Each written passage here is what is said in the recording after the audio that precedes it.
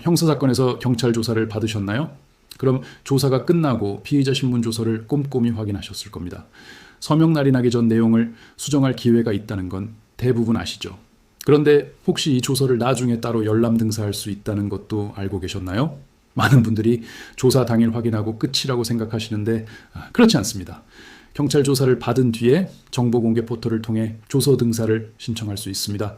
바로 내주는 건 아니고 수사기관의 공개 결정이 있어야 합니다. 검찰로 사건이 넘어갔다면 검찰에 신청해야 하고요. 이 절차는 단순히 내가 했던 말을 다시 확인하는 수준을 넘어 앞으로의 재판을 준비하는 핵심적인 과정입니다.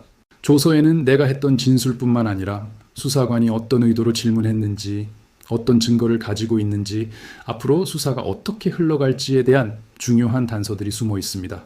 그래서 저희는 사건을 맡으면 가장 먼저 이 조서부터 확보해서 분석합니다.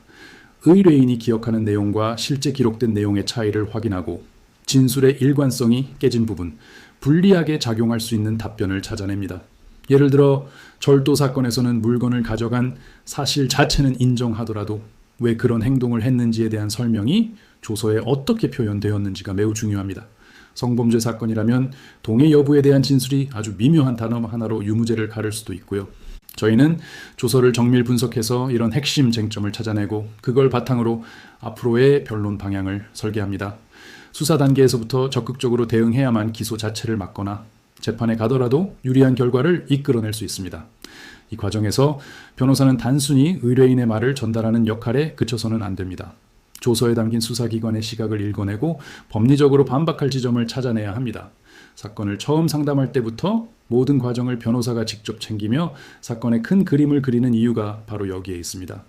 피의자 신문 조서는 단순한 기록이 아니라 나와 수사기관 사이에 보이지 않는 전쟁터입니다. 그 안에서 길을 잃지 않으려면 제대로 된 분석과 전략이 필요합니다.